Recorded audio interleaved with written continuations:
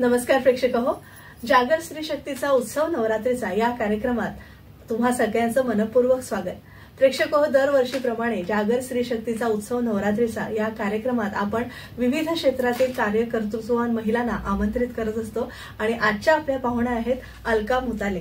अलकाताई नमस्कार. नमस्कार, मनपूर्वक स्वागत. तुम्हालाही नमस्कार आणि या येणाऱ्या नवरात्रीच्या सगळ्यांना आचार्य 90 FM सगळ्या जे श्रोते आहेत आणि तुमचे कार्यकर्ते सगळ्यांना मनपूर्वक शुभेच्छा. खरंच आज पहिला दिवस आहे नवरात्रीचा, म्हणजे आजचा रंगही पांढरा आहे आणि मला वाटतं आपल्या आयुष्याची सुरुवात ही अध्यात्माने व्हावी म्हणूनच आपण अलकाताईंना खास आमंत्रित केलंय. म्हणजे हा सगळा प्रवास जो आहे तो सुलभ व्हावा यासाठी आपण अलकाताईंना खास आमंत्रित केलेला आहे. त्यांचे आशीर्वाद घेऊन पुढील आपल्या सगळ्या नवरात्रीचा आपण उत्सव साजरा करणार आहोत. अलकाताईंची खरं तर ओळख करून द्यायची गरज नाहीये, कारण अलकाताई खूप सुपरिचित अशा आहेत आणि तरी सुद्धा थोडक्यात त्यांचा परिचय करून देते. त्या एमएड त्यांनी केलेला आहे. योग महाविद्यालयात पदव्युत्तर तत्वज्ञान अध्यापनाचं ते काम करतात. श्री गणेश मंदिरात तत्वज्ञान अभ्यास वर्ग गेली 25हून अधिक वर्ष चालू आहे. भागवताचार्य आणि श्रीराम कथाकार म्हणून त्या सुप्रसिद्ध आहेत. परमपूज्य डॉक्टर काकांची अनुग्रही आहेत आणि त्यांच्या चरणी प्रस्थानत्रयींचं अध्ययन त्यांनी केलेलं आहे. तसंच गेली 35 वर्ष त्या त्यांच्या सेवेत रुजू आहेत आणि संपूर्ण भारत तसंच देशविदेशात त्यांनी प्रवचन आणि भागवत सप्ताह देखील केलेले आहेत. त्यांची ग्रंथसंपदा देखील खूप मोठी आहे. म्हणजे जेवढा त्यांचा अभ्यास आहे त्या दृष्टीने त्यांनी त्यांचं लेखन वाचन असतं. तर त्यांचे ग्रंथ थोडक्यात सांगते: शाकंभरी गद्य आणि पद्यचरित्र, श्रीकृष्ण बलराम बंधू चरित्र, चिदंबर बोधामृत, अभंग निरूपण, श्रीमद बोध कथामृत आणि रामायण कथासार, तसंच निजात्म बोध, अध्यात्म रामायण, 7 उपनिषदांवर भाष्य आणि नारद भक्तिसूत्र, देशोपनिषद आणि परिचय आणि सार असं त्यांचं पुस्तक आहे. आणि श्री समर्थ आत्माराम निरूपण असे सगळे ग्रंथ संपदा त्यांनी लिहिलेली आहे. मला वाटतं काही यात अधिक सुद्धा झाली असेल, तरी आपण आज सगळा त्यांच्या सगळ्या कार्याचा धांडोळा घेणार आहोत. तर अलकाताई, अगदी मला पहिलाच प्रश्न असा विचारायला लागेल की आपण लहानपणापासून आपण सगळ्या संस्कार वर्गांमध्ये जातो, आपल्याला रामरक्षेची ओळख होते, सगळे स्तोत्र आपण म्हणतो, पण तुमच्या आयुष्यात तुम्हाला रुची कधी वाटली की नाही, मला हे क्षेत्र आवडतंय आणि मी अध्यात्मात अजून सखोल काहीतरी प्राप्त केलं पाहिजे, अशी जाणीव तुम्हाला कधी? अशी जाणीव म्हणावी तशी जाणीव म्हणून नाही झाली. हा, संस्कार बालपणी घरामध्ये झाले, कळत न कळत झाले. लवकर लग्न खूप झालं, त्यामुळे सासरी आले. सासरी आल्यानंतर थोडासा धार्मिकतेचा पिंड होता माझा. त्यामुळे कुठेतरी एखादी पोथी वाचणं किंवा पूजा करणं की ज्याच्यामध्ये मला खरंच आनंद वाटायचा. असं करता करता पती मात्र माझे जे होते ते मुळात इंजिनियर आणि थोडंसं अनालिसिस माइंड त्यांचं होतं आणि त्यामुळे एका टप्प्यावरती त्यांना असं वाटलं की अध्यात्म या प्रांताकडे आपण वाढावं आणि म्हणून त्यांनी गुरूंचा शोध सुरू केला आणि त्यांच्यामुळे मला गुरु मिळाले म्हणा. आणि मग त्यानंतर जीवन बदललं. त्यामुळे अध्यात्माचा प्रवास मला असं वाटत नाही जे कोणी अध्यात्मामध्ये काही येतात त्याथे आपल्या इच्छेने इथे आपण येतच नाही. कारण ईश्वरीची इच्छा एक अशी शक्ती कार्य करत असते आपल्यावरती की जी तुमच्याकडून ते काम करून घेत असते. त्यामुळे अनुग्रही मिळाला, त्याच्यानंतर कार्य झालं. पण जेव्हा परमपूज्य काकांचा अनुग्रह झाला तेव्हा पहिल्यांदा त्यांनी सांगितलं की प्रवचनं करायचे. मी म्हटलं बापरे, प्रवचनं कसं काय करणार मी, मला माहितीच नाही ना, विषयच नाही, माझा प्रांतच नाहीये.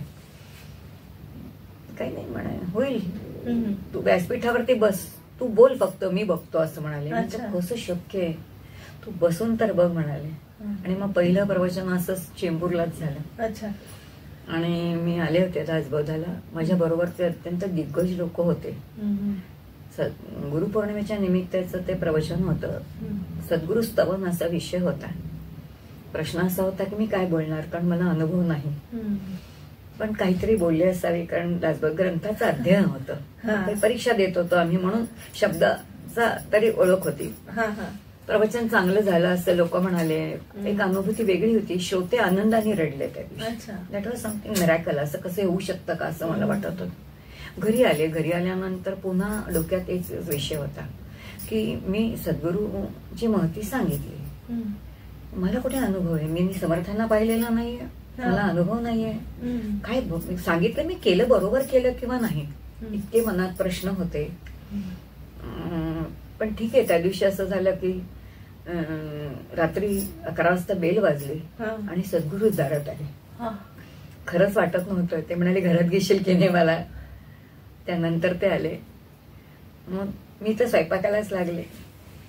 पण माझे पती म्हणाले त्यांना की आज अलकाचं प्रवचन पहिलंच झालं आणि खूप छान झालं. लोक श्रोते अगदी आनंदाने रडले. तेव्हा त्यांच्या मुखातून एकच वाक्य बाहेर पडलं, अरे आपलं लेकरू जेव्हा जाऊन सांगून येतं ना तेव्हा इतका आनंद मातेला होतो. त्याच्यासाठी आई व्हावं लागतं, नवरा होऊन नाही चालत. पण म्हणून हा प्रवास सगळा त्यांच्या संकल्पाने होतो असं आहे. अध्यात्म एक वेगळं शास्त्र आहे. धार्मिकता वेगळी, आध्यात्मिकता वेगळी.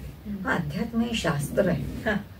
कारण शरीराला अध्यात्म म्हणतात. या शरीरामध्ये एक असं तत्व आहे की जे शाश्वत तत्व आहे आणि ते खरं तुमचं आमचं प्रत्येकाचं स्वरूप आहे. त्याचा शोध घेण्याचं जे शास्त्र आहे ना त्याला अध्यात्मशास्त्र म्हणतात. आणि त्यामुळे इथे प्रत्यक्ष साधना आहे.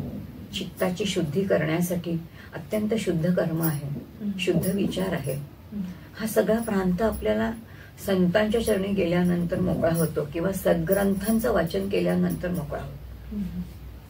तोपर्यंत नाही समजत आपल्याला. अच्छा, तुम्ही एवढी वर्ष अध्यापनाचं कार्य करताय ते नेमकं कशा प्रकारे, म्हणजे एम.एड झालात म्हणजे ते करावंच, म्हणजे एक आपलं रोजीरोटी म्हणतो तसं आपण ते करतो. पण अध्यापनाचं क्षेत्र एकदम वेगळं आहे. म्हणजे मुलांना घडवणं आहे त्याच्यामध्ये. आणि आजकालची मुलं तुम्हाला काय विचारतील आणि तुम्ही खरं करून दाखवा असंही म्हणणारी पिढी आहे. तर ते अध्यापनाच्या क्षेत्रातला अनुभव कसा होता? खूप छान मला अध्यापनाचं क्षेत्र मिळालं असं मी म्हणेन. कारण माझं एम.एड झालं आणि तोपर्यंत मी इंग्लिश मीडियम मध्ये होते. अच्छा. इंग्लिश मीडियम मध्ये असताना Alka teacher is very strict teacher असं एक माझं इमेज होती. आणि मग त्यानंतर मी सोडली शाळा आणि मी मराठी मीडियमला जॉईन झाले. ज्या मराठी मीडियम शाळेमध्ये मी गेले तिथे सगळी स्लम एरियाची मुलं होते. पहिलाच दिवस होता, इंग्रजी माझा विषय आणि संस्कृत, आणि त्यामुळे मी ग्रामर शिकवलं. साहजिकच ग्रामर शिकवल्यानंतर मुलांना किती कळलं माहिती नाही, कारण त्या बिचारांवरती संस्कारच नाहीत ना.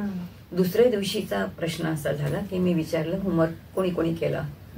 त्यातल्या शेवटच्या बाकावरचा एक मुलगा, त्याचं नाव कदम होतं. मी विसरणार नाही त्या मुलाला कधी, कारण त्यांनी माझ्यावरती खरे संस्कार केले. सगळ्यांनी अभ्यास करून आणला होता, होमवर्क करून आणला होता. मी म्हटलं केलास का रे? होमवर्क नाही केला म्हणाले. मी खूप त्याला ओरडले की होमवर्क तू शाळेत कशासाठी येतोस, अभ्यास का नाही केलास? आणि म्हटलं तुम्हाला आई वडील जर शाळेत पाठवतात अभ्यासासाठी तर तू अभ्यास का नाही केलास, असं म्हणून मी ओरडले त्याला.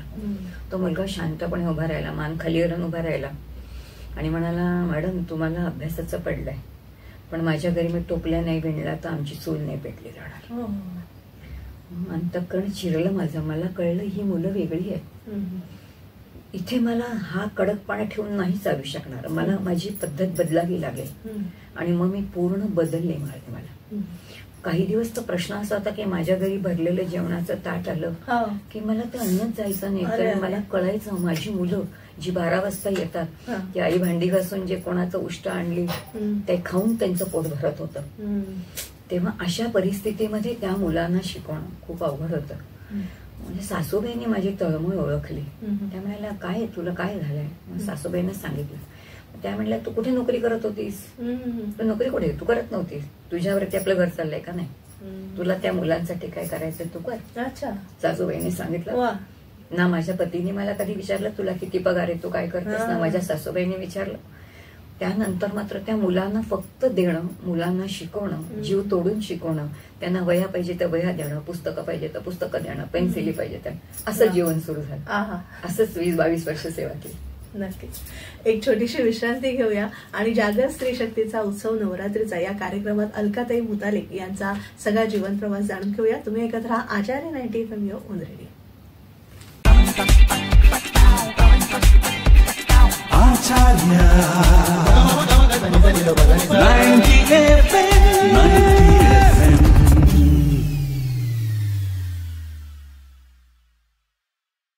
विश्रांतीनंतर तुम्हा सगळ्यांचं पुन्हा एकदा स्वागत. जागर स्त्री शक्तीचा उत्सव नवरात्रीचा या कार्यक्रमात आपण अलकाताई मुताले यांना आमंत्रित केलेलं आहे.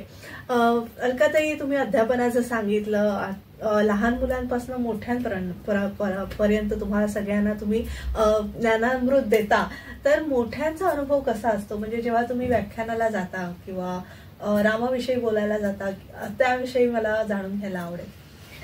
प्रवचन तर काही मी पूर्वी करत नव्हते, पण ज्यावेळेला खरंच अनुग्रह मिळाला त्यावेळेला श्री गुरूंनी आज्ञा केली की तुला प्रवचन करायचंय. आपण म्हटलं मी कसं काय करणार, ठीक आहे. मग हळूहळू प्रवास सुरू झाला. शिवथरगाळीमध्ये मी स्वतः दासबोधची अनेक शिबिरं केलेली होती, कार्यकर्ते म्हणून जातच होते.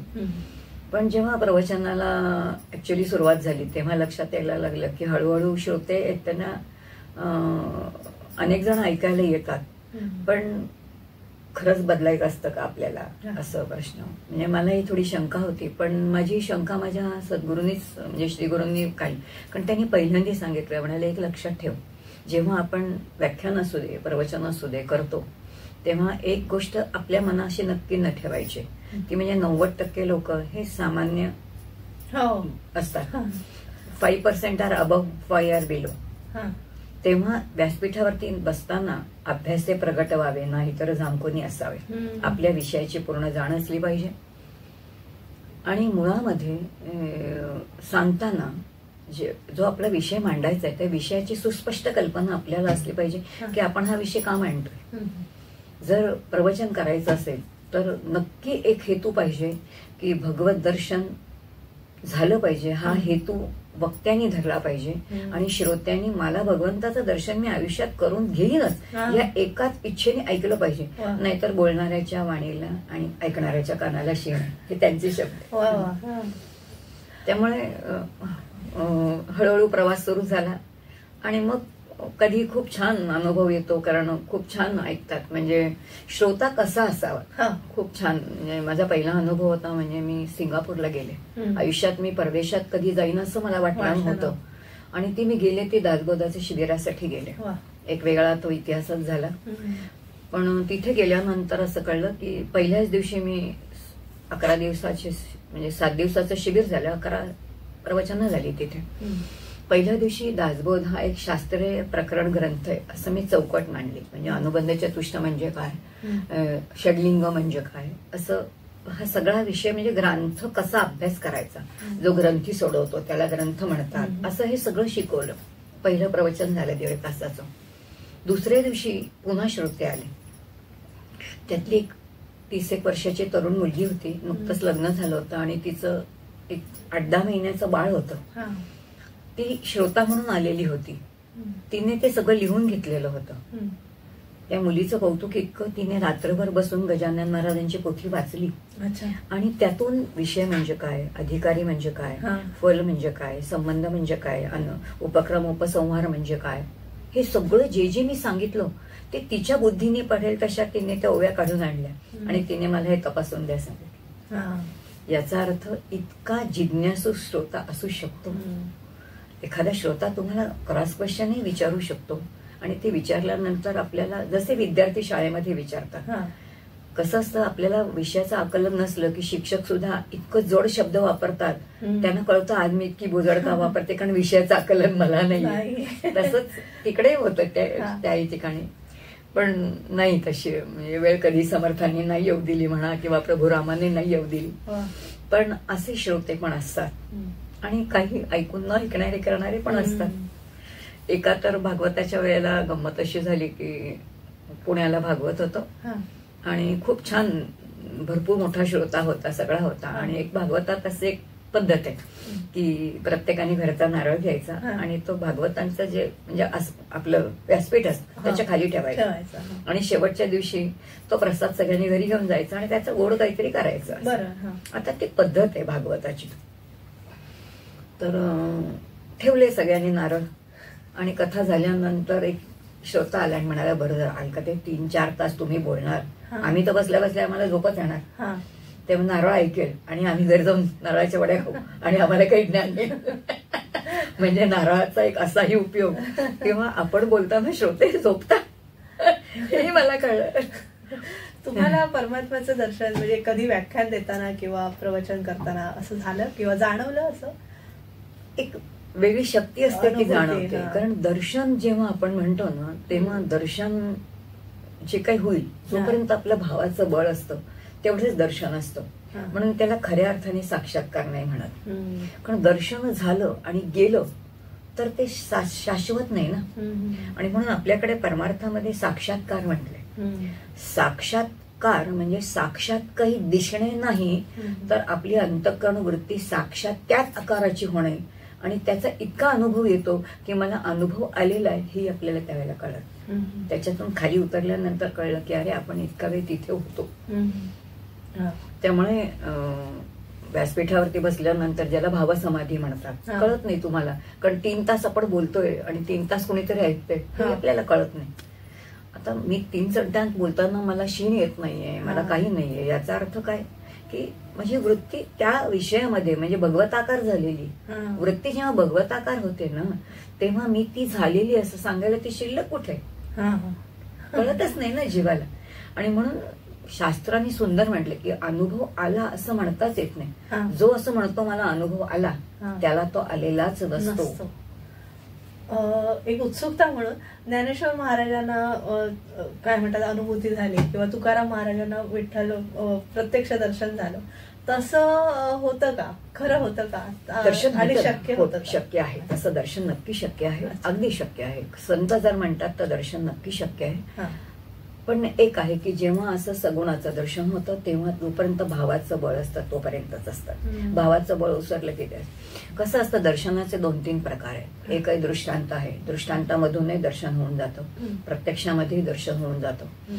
किंवा ज्याला आपण म्हणतो की एखादा विषय तुमच्या समोर नाहीये पण त्या विषयाची अनुभूती येणं. जसं ध्यानाला बसल्यानंतर सुगंध येणं किंवा कुणीतरी मला स्पर्श केलाय असं वाटणं. माझ्या जिभेवरती काहीच नाही पण मला सुंदर अनुभूती अमृताची येणं. ज्याला जानाबाई म्हणते अमृतावनी गोड नाम तुझे देवा. हे जे काही आहेत हे अनुभव येतात.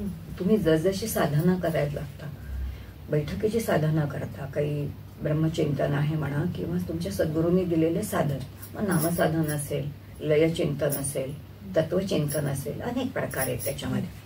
पण अशी जेव्हा साधना करायला जातो तेव्हा चित्ताची जसजशी शुद्धी होते तसतसं शास्त्र असं म्हणतं की ईश्वर तत्व तुम्हाला मार्गदर्शन करतच आणि ते दृष्टांताच्या माध्यमातून करतात.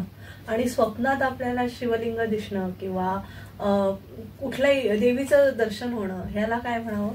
हे दर्शन जे आहे ह्याला पण त्याला दर्शनच म्हटलंय. पण स्वप्नात जेव्हा दर्शन झालेलं आहे तर आपल्याला रोज स्वप्न पडतात पण रोज देवीचं पडतं का? नाही. मग ज्या वेळेला मला देवीचं दर्शन झालेलं आहे ते दर्शन ते जर ती देवी मला तशीच्या तशी. आता दर्शन आणि दृष्टांतामध्ये स्वप्न आणि दृष्टांतामधला फरक सांगतो म्हणजे लक्षात येईल. स्वप्न आपण रोजच बघतो. स्वप्न जी बघतो ते आपल्या जन्मजन्माच्या अंतःकरणावरती असणारे ठसे ते ठसे तिथे आपल्याला दिसतात. आणि म्हणून आपण एक गंधर्व सृष्टी निर्माण करतो आणि त्याच्यामध्ये सुद्धा भोगच घेतो. जे मला प्रत्यक्ष घेता येत नाही ते आपण त्या स्वप्नात घेतो. बरोबर शास्त्र म्हणतं. पण जेव्हा मला असं दर्शन झाले की माझं एक उपास्य दैवत आहे, माझं म्हणजे पांडुरंग असेल, राम असेल, त्या रामाने मला दर्शन दिलेलं असेल आणि ते मला जर आठवत असेल तर त्याला क्रायटेरिया दिले म्हणजे टप्पे दिले की ब्रह्ममुहूर्तावरती ते असलं पाहिजे, ते जसं दिसलं तसं आठवलं पाहिजे. त्याच्यानंतर ते तिथे दैवत किंवा संत असले पाहिजे, त्याच्यामध्ये काहीतरी बोध असला पाहिजे. एवढं जर असेल तर त्याला दृष्टांत म्हणतात. मग त्याचं ते जे सांगितलेलं नाही तसं आपण जीवन आकर्मायचं. कारण शास्त्र असं म्हणतं ईश्वराची उपासना जो करतो त्या उपासकाला ईश्वर दृष्टांताच्या माध्यमातून मार्गदर्शन करतो.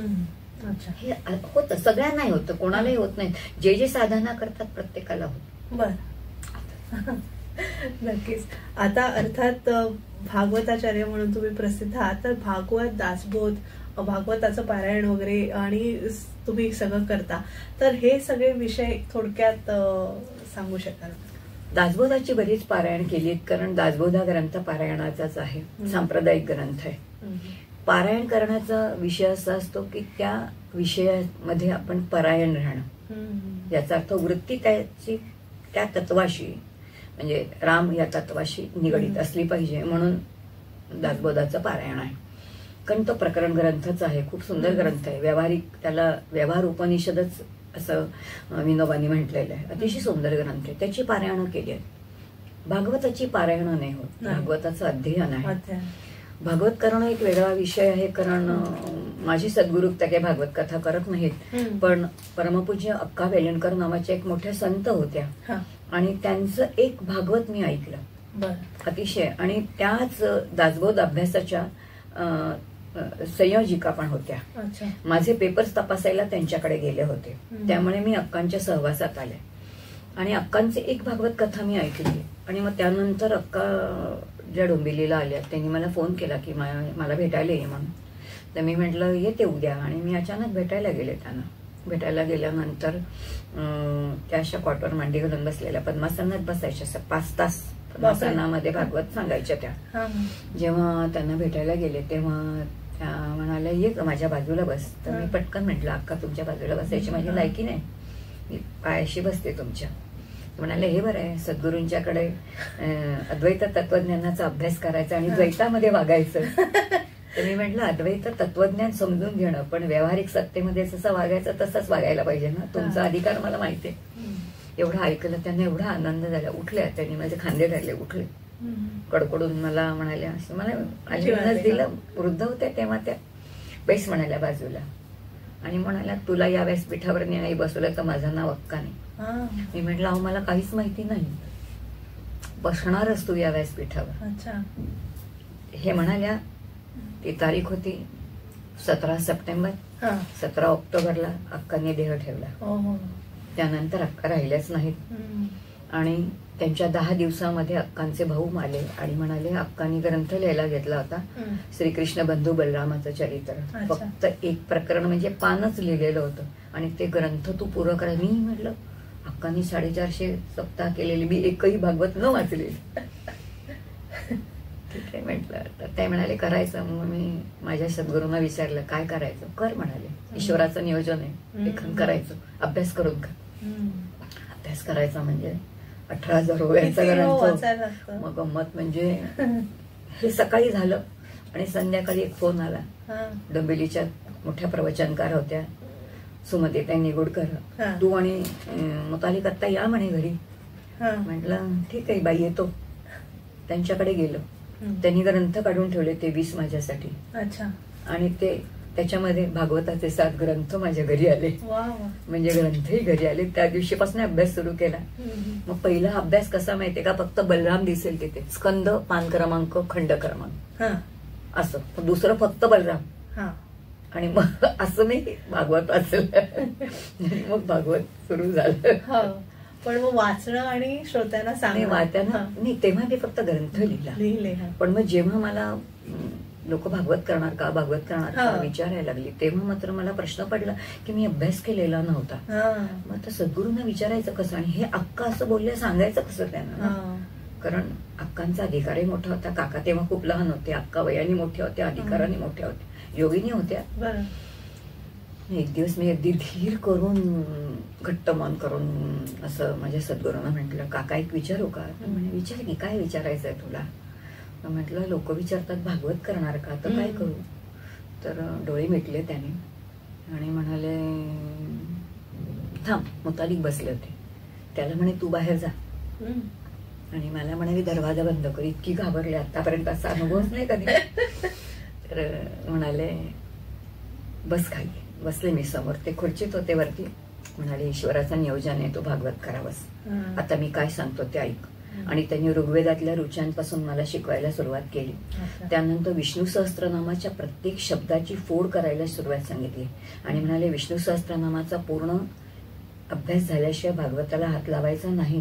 कधी विष्णू सहस्त्रनामाचा पूर्ण अभ्यास करायचा, याचे पाठ करायचे, याचे अनुष्ठान करायचं आणि मग भागवत करायचं. तसं मी करायला सुरुवात केली. त्याच्या मागे किती तपश्चर्या आहे. अभ्यास करणे.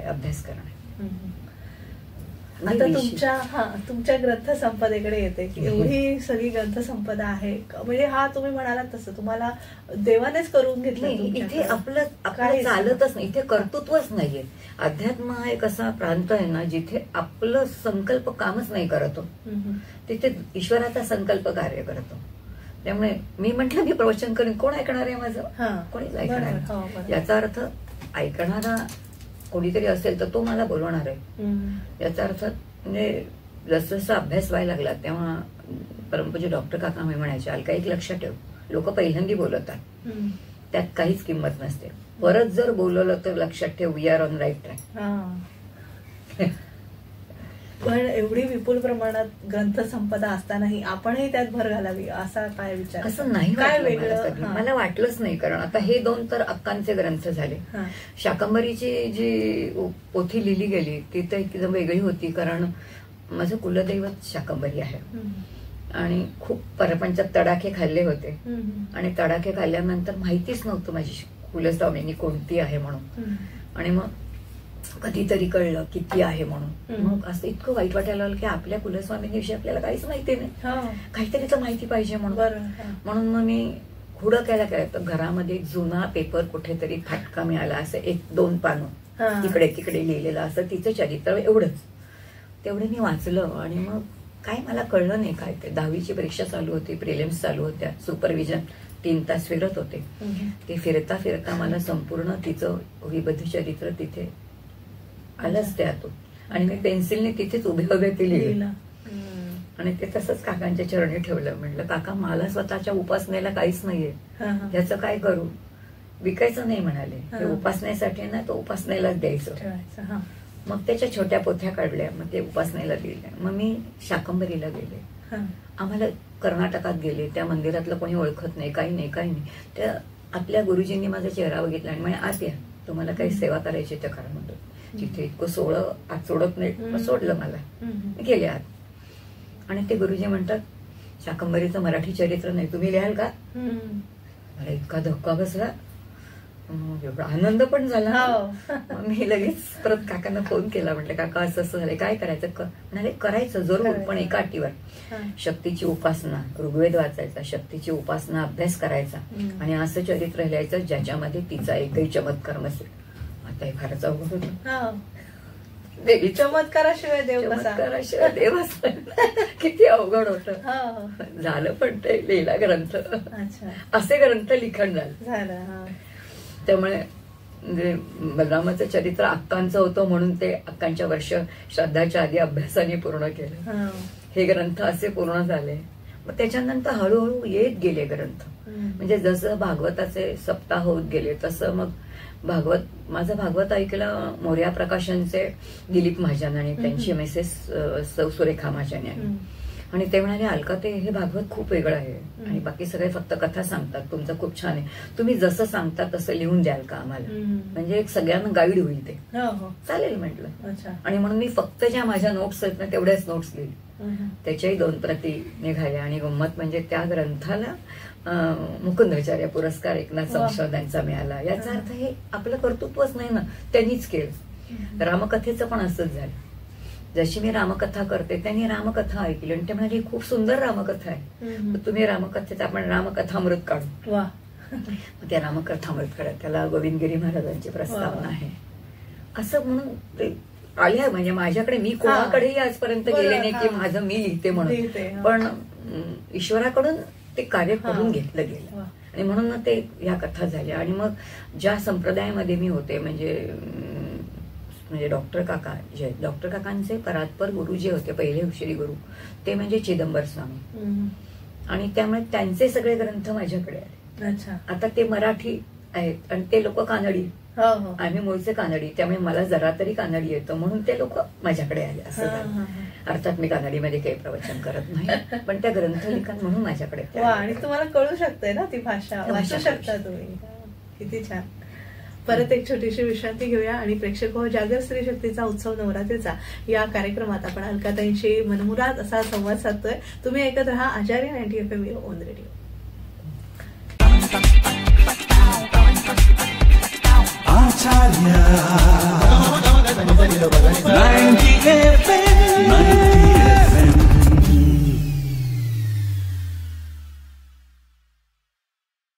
विश्रांतीनंतर तुम्हा सगळ्यांचं पुन्हा एकदा स्वागत. तुम्ही ऐकत आहात आचार्य 90 FM युअर ओन रेडिओ. आणि आज आपण जागर स्त्री शक्तीचा उत्सव नवरात्रीचा या कार्यक्रमात अलकाताई मुतालिक यांना आमंत्रित केलेला आहे. अलकाताई, आता नवरात्रोत्सव आपण साजरी करतोय. अगदी पहिला दिवस आणि पहिल्या दिवशी तुमचा आशीर्वाद आम्हाला लाभलाय. मला फार अगदी कृतकृत्य झालेलं असं, म्हणजे सद्गुरूंचं दर्शन होतं, किती छान भरून येतं, तसं आज मला फार खूप छान वाटतंय. अलकाताई, आता नवरात्रीविषयी म्हणजे स्त्री सुक्ताविषयी आपण थोडं सांगावं. नेमकं काय आहे त्याचं पण. नवरात्र म्हणजे खरं तर शक्तीची उपासना आहे आणि शक्तीची उपासना ही आपल्याला करावीच लागते. आपण ज्ञानाची उपासना शिक्षणाच्या माध्यमातून करतो, पण शक्तीची उपासना नाही करत. बरेच वेळेला आपण गणपती अथर्वशीर्ष म्हणतो, तो मूलाधार अस्तित्वसे नित्य. शास्त्र असं म्हणतं, जे मूलाधार चक्र आहे तिथे ज्ञानाचाही साठा आहे आणि शक्तीचाही साठा आहे. दोन्हीला जागृतच करावा लागतो. आणि म्हणून शक्तीला जागृत करण्यासाठीची जी उपासना आहे ती नवरात्राची उपासना आहे. आणि म्हणून या ठिकाणी देवीची उपासना केली जाते. आता ही शक्ती जी आहे त्रिगुणात्मिक आहे, म्हणजे ज्याच्यामध्ये 3 गुण आहेत.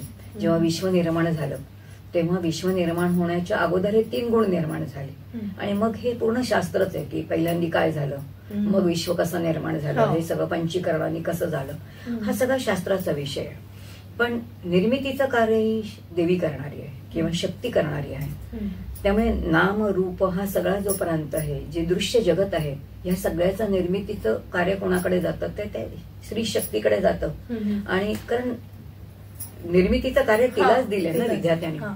आणि मग जी निर्मिती करणारी आहे, हा सगळं विश्वाची निर्मिती करणारी आहे, जी त्या त्रिगुणात्मिका आहे, तर तिच्याविषयीची कृतज्ञता आणि तिचा कृपा प्रसाद प्राप्त व्हावा यासाठी केलेली जी उपासना आहे ती नवरात्राची उपासना आहे. आणि म्हणून आपले हे सगळे सण आहेत ना, हे सगळे पंचमहाभूतांचे. कारण पूर्वी कृतायुगामध्ये उत्सव म्हणजे ईश्वर, सव म्हणजे प्रागट्य, ईश्वराचं प्रागट्य करणं, ह्याच्यासाठी जे दिवस असतो त्याला उत्सव म्हणतात. मग आता आपले सगळे उत्सव कसे आहेत बघा. गणपती झाले, पार्थिवाची उपासना आहे. त्यानंतर येणारे पितर, वायू स्वरूपाची उपासना आहे.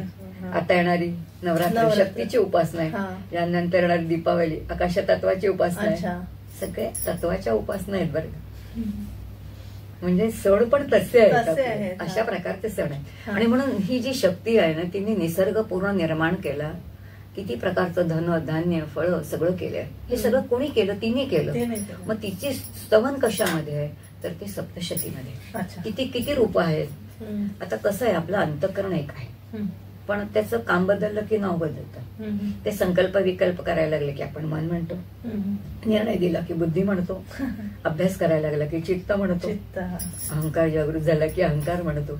अगदी तसंच शक्ती एकच आहे, आपल्याला अनुभव आहे. इथे इलेक्ट्रिसिटी एक आहे, दिव्यात गेली तर प्रकाश दे, एसी मध्ये गेली तर थंड दे.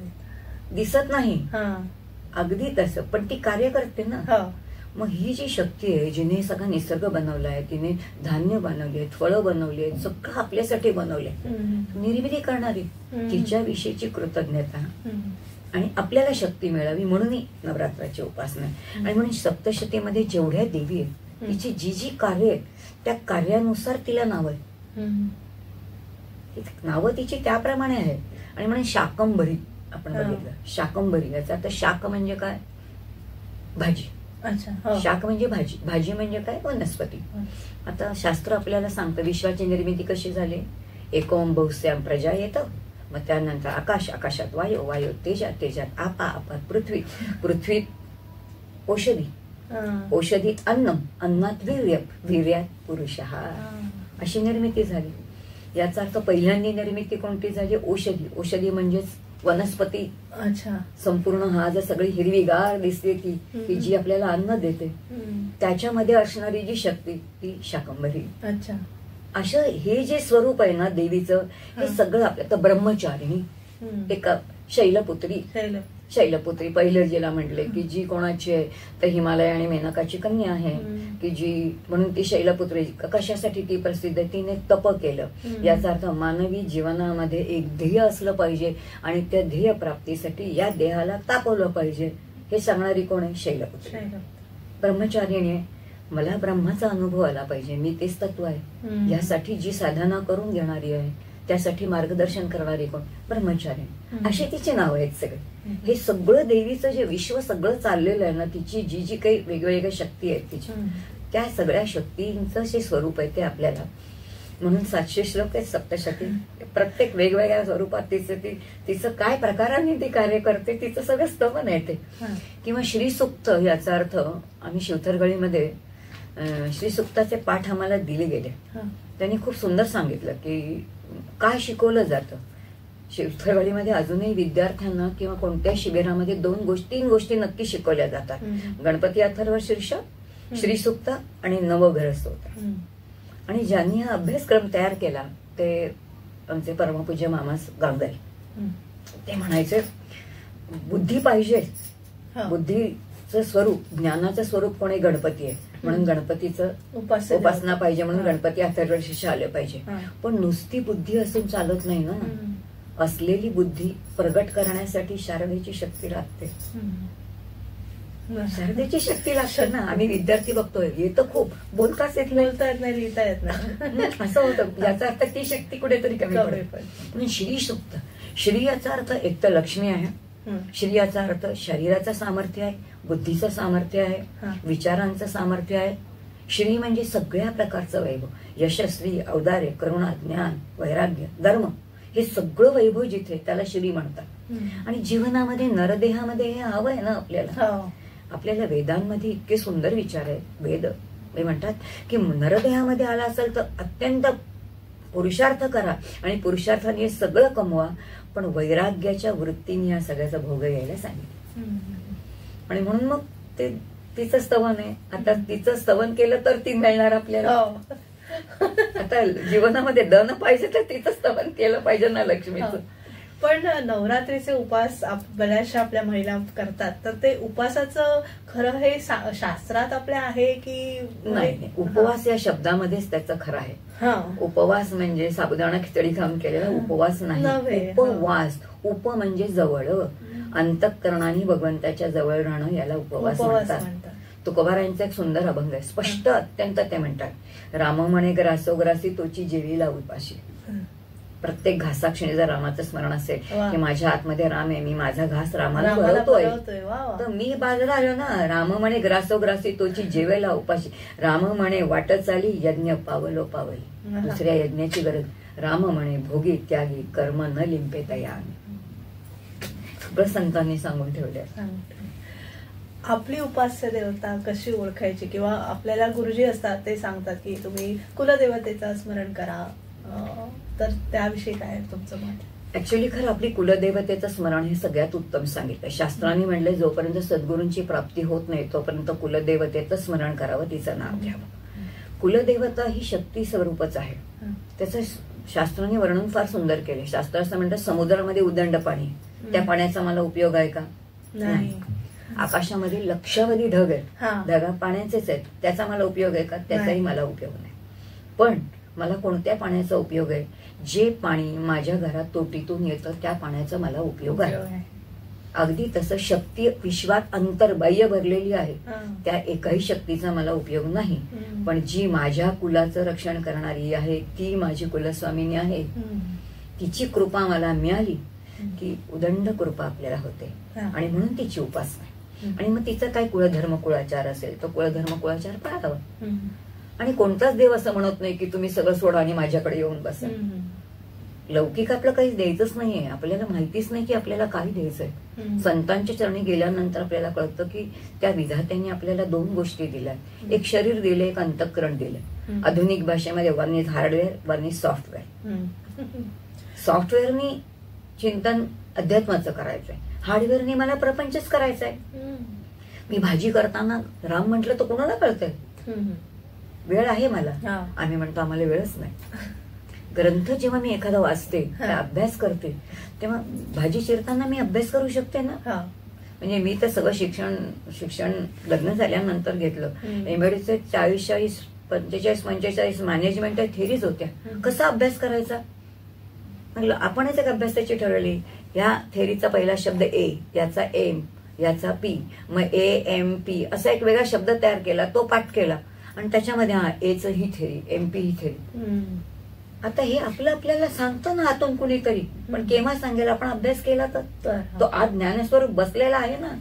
पण हे कळलं तर पाहिजे की माझ्या आतमध्ये ज्ञानस्वरूप कोणीतरी आहे. तरी सुद्धा शिवभक्त असतात आणि हरिभक्त असतात, हा 2 प्रकार आहेत आपल्यामध्ये. खरं तर तो नसला पाहिजे. तुकोबारायांचा अभंग आहे की हरी आणि हरामध्ये भेद नाही, जो भेद करतो तो मूर्ख म्हणतात. आणि वेदांमधलं वाक्य आहे बरं का. वेदामध्ये म्हटले हरिहरात भेदच नाही. हरी आणि हर तत्व एकच आहे ना. कारण हरी म्हणजे विष्णू आणि हर म्हणजे शिव. आता आपल्याकडे 3 देवता आहेत, कारण विश्वाची निर्मिती झाली तेव्हा एक तर उत्पत्ती, स्थिती आणि लय. मग उत्पत्तीचं कार्य ब्रह्मदेवाकडे दिलं, स्थितीचं विष्णूकडे दिलं आणि लयाचं शिवाकडे दिलं. आता हे 3 एकच आहेत ना. काम बदललं की नाव बदललं, तसंच यांचं काम बदललं की नाव बदललं. ईश्वर तत्व एकच. समजूनच घ्यायचं. बरं, म्हणजे दोघांची उपासना कोणी केली तरी तीच आहे ना, काही फरक नाहीच ना. कारण शिवाच्या अंतरंगामध्ये अखंड राम आहे, म्हणजे हरीच आहे ना. नारायणाचे जे अवतार आहेत 10 अवतार, त्यातला कृष्ण अवतार आहे तोच आहे आणि राम अवतार आहे तोच आहे. गंमत अशी आहे, भागवतामध्ये म्हटलंय की शिवशंकर अखंड समाधी स्थितीत राहतात आणि जेव्हा ते देहभानावरती येतात तेव्हा ते भगवती उमेला फक्त नारायणाची स्तुती सांगतात. मग ते कधी कृष्णाची स्तुती सांगतात तर कधी ते रामाची स्तुती सांगतात, पण ह्या दोघांशिवाय ते कोणाची स्तुती करत. मग आता 3घांमध्ये फरक आहे कुठे? निर्मिती करणारे ब्रह्मदेव त्यांनीच निर्माण केलं, कोणाची काहीच फरक नाही. अलकाताई, आज खरं नवरात्री निमित्त तुम्ही आलात, तुम्हाला आमंत्रित केलं होतं, पण मला वाटतं आपले बरेच सत्र झाली पाहिजेत आणि मला वाटतं तुम्ही अध्यात्म रामायण सुद्धा आम्हा प्रेक्षकांना उलगडून नक्कीच दाखवाल. तर मी तुम्हाला विनंती करते पुढच्या वेळी तुम्ही नक्की या आणि आपण वेगवेगळ्या विषयांवर आणि चिंतनाचे प्रकार सुद्धा तुम्ही वेगवेगळे सांगितले आहेत. चिंतनाचे प्रकार असे आपण वेगवेगळे पण तुमच्याकडून जाणून घेऊया. आणि मला वाटतं श्रीसुक्ताचं सुद्धा आपण जास्ती विस्तृतपणे, असे बरेच विषय आहेत अध्यात्माचे, ते तुमच्याकडून आम्हाला ऐकायला, आमच्या श्रोत्यांना ऐकायलाही फार आवडतील. तर मी विनंती करते तुम्ही नक्की याल. आणि आज आलात नवरात्री निमित्ताने, त्याबद्दल तुमचे मनपूर्वक नमस्कार. सर्व भक्त मंडळींना सगळ्यांना भरपूर भगवती आंबेचा कृपाशीर्वाद प्राप्त होऊ दे असं भगवतीला सांगते. हरिओम. तुम्हालाही सर्व तुमच्या टीमला सगळ्यांना धन्यवाद देते, कारण आज काही तुम्ही मला प्रश्न विचारल्याच्या निमित्ताने काही माझं भगवंताचं चिंतन मुखातून आलं, कारण तुम्ही आज त्यामुळे ईश्वर स्वरूपच आहात तुम्ही, त्यामुळे तुमच्या चरणी ही सगळी सेवा समर्पित करते. हरिओम. हरिओम. तर प्रेक्षक हो, जागर स्त्री शक्तीचा उत्सव नवरात्रीचा या कार्यक्रमात आज आपल्या वक्त्या व्याख्यात्या अलकाताई मुतालिक सहभागी झाल्या होत्या. आपण त्यांना आमंत्रित केलं होतं. आमची ही मुलाखत तुम्हाला नक्कीच आवडली असेल अशी आशा व्यक्त करते आणि पुन्हा भेटूया पुढील कार्यक्रमात. मी तेजस्विनी आपला निरोप घेते. धन्यवाद. पुन्हा एकदा सगळ्यांना नवरात्रीच्या हार्दिक शुभेच्छा. नमस्कार.